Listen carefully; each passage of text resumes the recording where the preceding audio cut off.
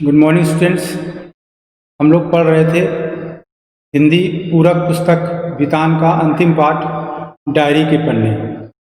इसमें एक 15 वर्षीय किशोरी एन फ्रैंक की आप बीती के बारे में बताया गया था। अब तक हम लोग वाचन और विश्लेषण कर चुके हैं।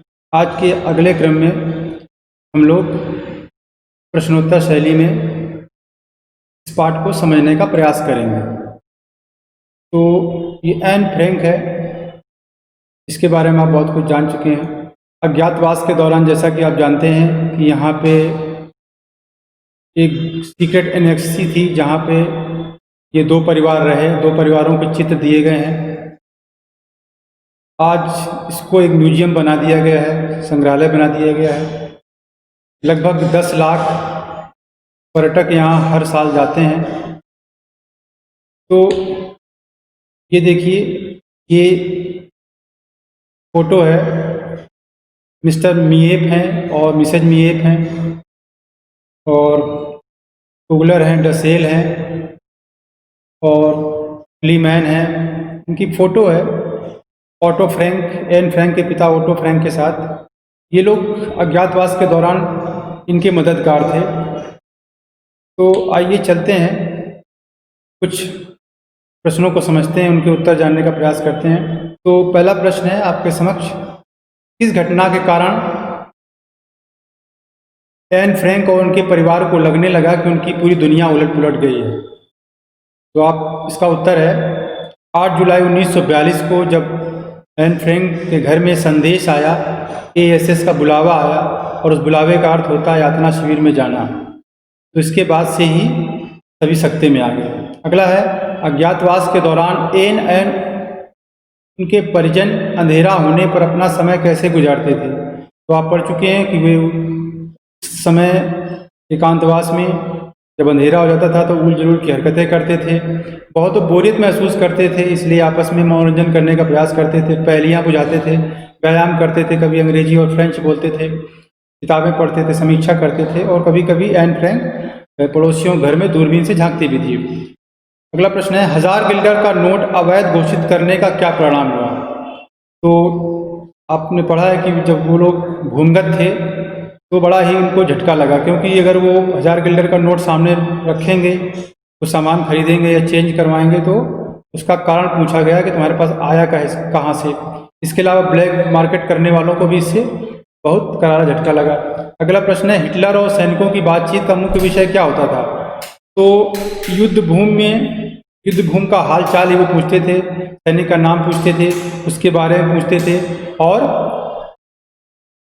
तो सैनिक बड़े ही गर्व से उसके बारे में बताते थे। एन फ्रैंक की रुचियों का वर्णन करिए। एन फ्रैंक चित्रों का संग्रह करती थी, कलाकारों के समीक्षा करती थी, फिल्मों की नायिकाओं को नाम याद रखती थी, केस सज्जा करती थी, और फिल्मी पत्रिका की भी समीक्षा और अध्ययन करती थी। ये उसके शौक थे।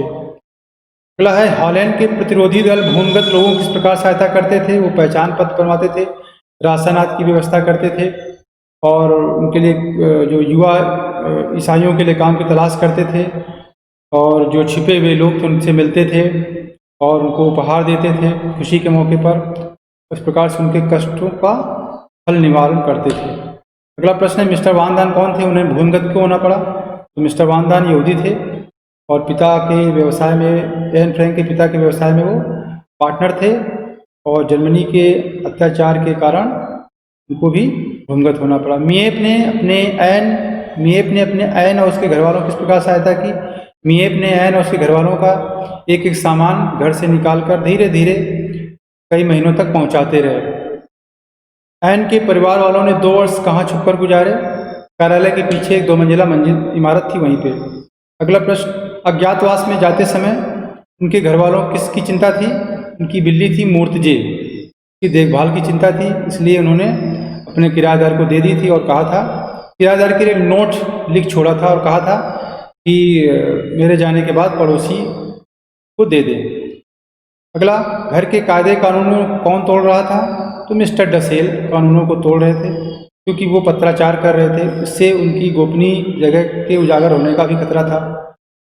एन फ्रैंक के किन किन शौक़ों से उसके घर वाले खुश नहीं थे, जो वो फिल्मी कलाकारों और फिल्मों के बारे में बताती थी, समीक्षा करती थी, नई नई केस सज्जा करती थी, तो ये सब उसके घर वाले नापसंद करते थे और मीन मेक निकालते रहते थे, उसकी आलोचना करते रहते थे, जो कि एन पसंद नहीं करती थी।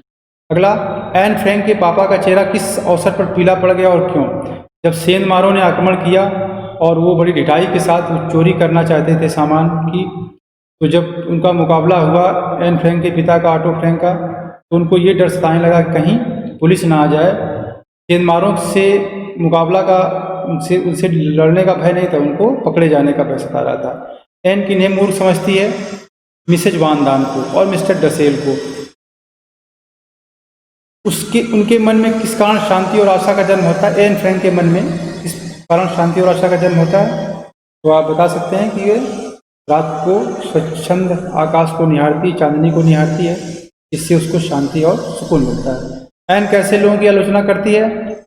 जो लोग महिलाओं को दोयम दर्जे का नागरिक मानते हैं, उनको प्रशंसा नहीं करते, उनके योगदान को नकारते हैं, ऐसे लोगों को वो मानती है कि जो महिलाएं हैं वो भी, उनको भी सैनिकों के समान सम्मान मिलना चाहिए। एन महिलाओं किस कारण सम्मान नहीं मानती है? शिशुओं को जन्म देने के कारण। पीटर के स्वभाव के बारे में बताइए। पीटर स्वभाव से बहुत शांतप्रिय, सहनशील और सहज आत्मीय युवक था। वह मौन रहता था, मन की बात करता था। मिस्टर डसेल किस प्रकार के प्राणी थे?